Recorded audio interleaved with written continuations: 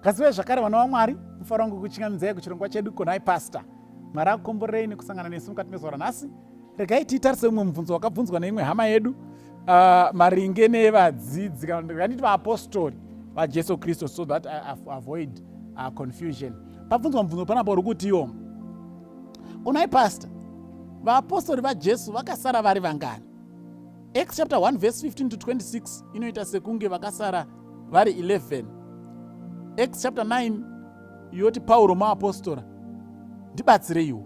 Saka in other words, abvunza mubvunzo yari kuti ina ndichanzwise nyaya yavapostora iyi kuti vakanzombonyatsosara vari vangani, because ukaverenga pamwe zvinoita kunge vari 11 pakanzi chitsvagai umwe anoreplacea akatsvagwa Matthias, but uzonzwa zvakare kuti Paul anga ari muapostori. Saka vanga vari 13 here, vanga vari 12 here, vanga vari 11 here, vanga vambori vangani vaapostori ava. Regai tange taverenga kuna Acts 1 verse 15 to 26 yacho yataurwa. And in those days Peter stood up in the midst of the disciples. Altogether the number of names was about 120. Okay? My disciples aya vanhu vakasara vachiteera Jesu, once they were about 120 after Jesu aenda.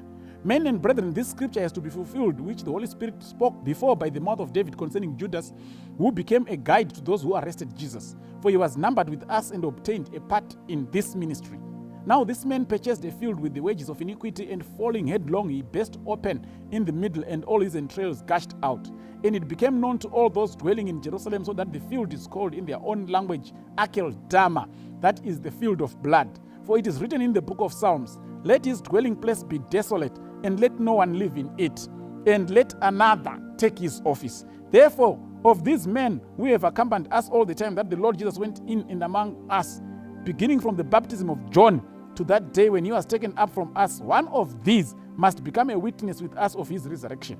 And they proposed two, Joseph called Barsabbas, who was named Justus, and Matthias. And they prayed and said, Oh, you Lord, who know the hearts of all, show which of these two you have chosen to take part in the ministry and apostleship, from which Judas by transgression fell, that he might go to his own place. And they cast their lots, and the Lord fell on Matthias, and he was numbered with the 11 apostles. Zoparubva mubvunzo kuti tiri kuona kuti vanga va 11 because Judas akafa, achibva replaced na Matthias 12. Ko sei Paul achizotaridza zvakare kuti muapostori. Okay? Mukaverenga Acts chapter 14 verse ya 14 inofanira kubudisa pfungwa iyoyo. Acts 14 verse 14. But when the apostles Barnabas and Paul heard this, they tore their clothes and ran in among the multitude, crying out. Asi vaapostoli vakati vanzwa izvi, nganzi vaapostoli vacho ndi Barnabas na Paul. Papa 12 watatotaura mumashure, but you won't find Barnabas and Paul ipapo. Vaisava, but vakunzi vaapostoli. Saka vanga vari vangani, saka so far tatoni 14. Mukaverengawo zvakare Romans chapter 1 verse ya 1. Romans 1 verse ya 1 inobva yati iyo, Paul, a bond servant of Jesus Christ, called to be an apostle, separated to the gospel of God. Akawanda mavhesi anodaro Paul. Munoona 1 Corinthians chapter 6, chapter 9, anobva atorati handisi muapostoli rese vamwe vese vana Peter vamurumburupa zvokudya. Handina kodzero here kudya zvemutemberi. Saka Paul was an apostle. Barnabas was an apostle. The other 11 were apostles. Matthias was added as an apostle. Saka chii chiri kuitika?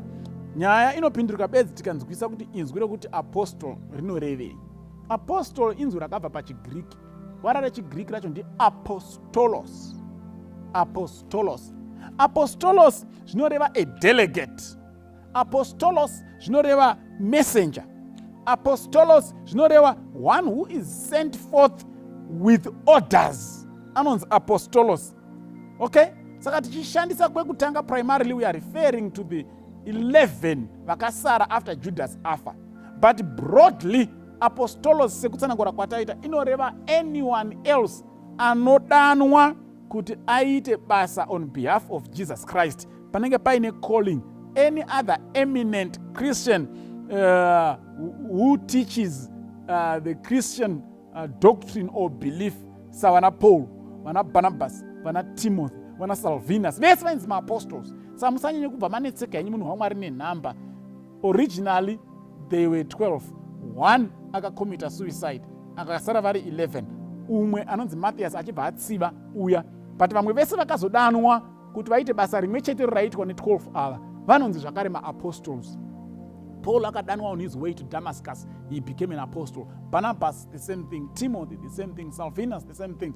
Saka hatina a specific number yatinoti vakasara vari 12 kana 15 kana 16 because ani nani akazosara adanwa with specific orders as a messenger, as a delegate yedenga kuti aite mission to bring Christianity to the people of God. Munhu iye anonzi apostolos, apostle, akadanwa, akatumwa with specific orders. So it becomes very tricky zvakare kuti nini madzora ndingozviti I'm an apostle. Ndona vanhu vazhinji mazona vakunakidzwa sere kutakura title iyo apostle madzorera, apostle Edward, apostle ningi. You need to be very sure kuti wadanwa with specific orders to preach the gospel of Christ nekudana vanhu kumambo waMwari usati wabvuma kunzi apostle.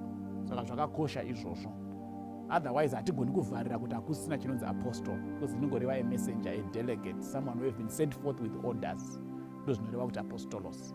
Ndovimba kuti tabatsirikana kana zvisina kunyatsojeka, sunungukai zvakare to give us my follow-up questions. Noramba tichibatsirana.